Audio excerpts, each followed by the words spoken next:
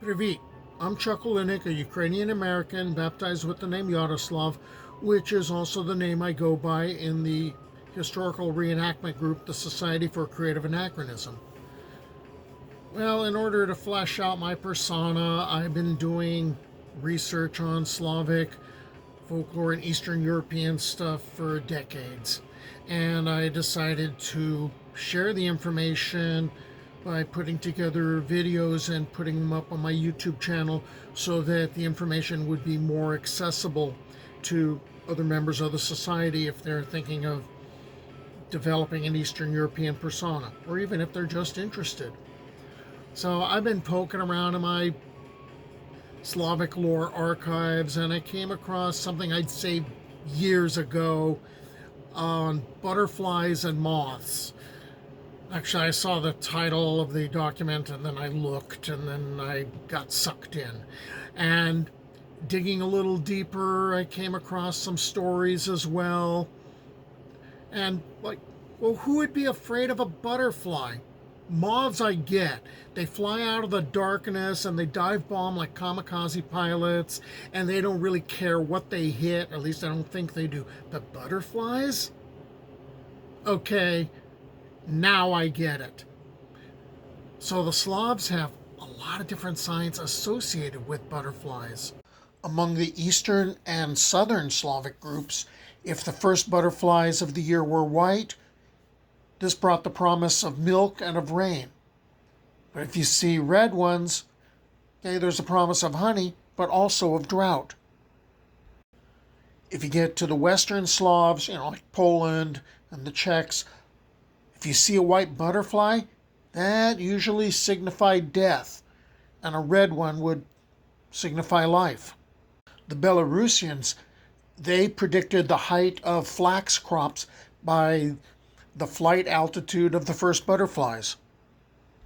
And if you get into the Balkans, the southern Slavs, they would ask a butterfly for rain during a drought, believing that it flies near God and can ask for rain. Okay, so we got like weather prediction and, crops growing. Okay, let's get into the otherworldly stuff. The ancient Slavs believed that butterflies and moths were associated with the other world. That's a visible sign of the soul. And in Poland and in southern Russia, they were seen as people's ancestors in a different form. So when butterflies circled around the flame of a candle, it was customary to remember the dead and pray and call their names.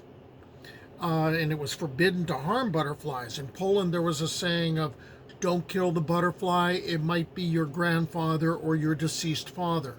Western Slavs also associated these insects not just with souls, hey, that sounds hopeful, but also with death, disease, demons. This is reflected in the name of the butterfly in different Western Slavic dialects.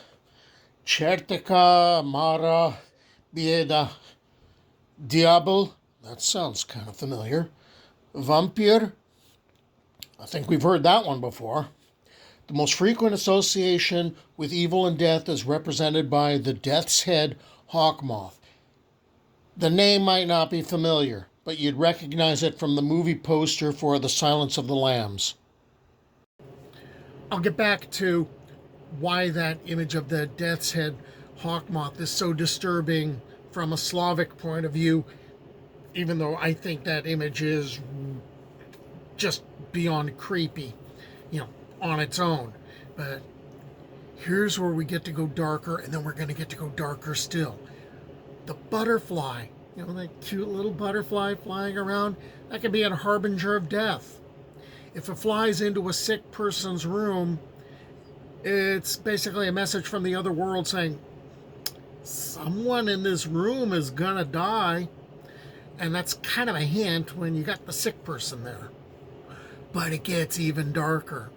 There was a belief that the butterfly is also the soul of a living person who happens to be sleeping.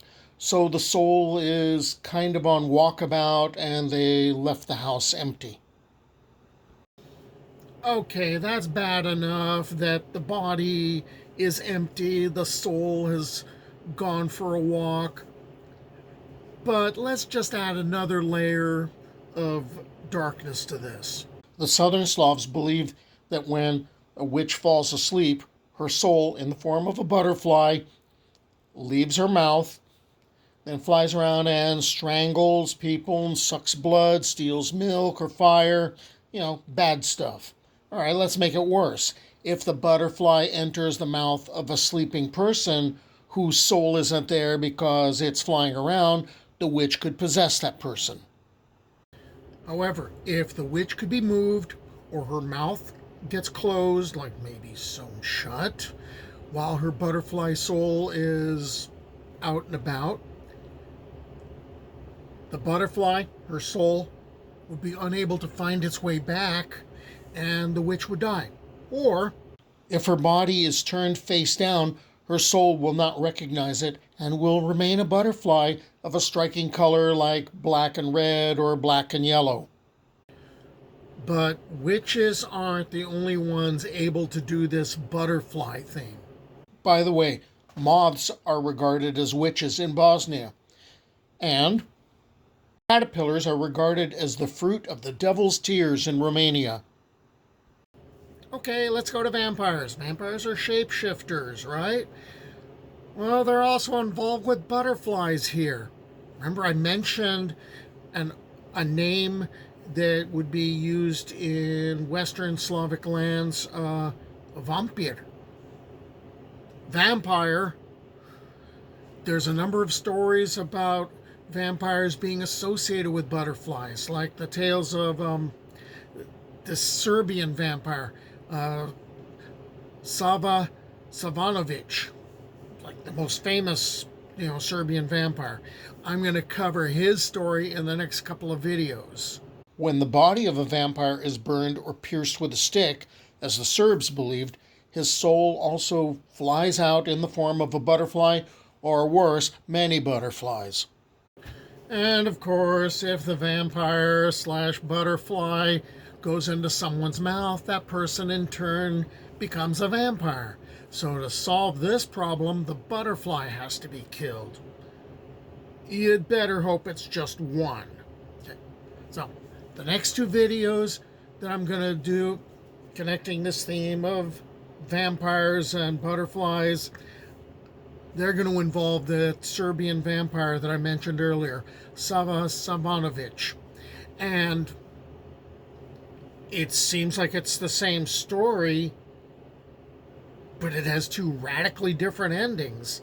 So it's going to become two videos. So I hope you stick around, and I hope you want to find out about Sava. Until then, do pobacenia.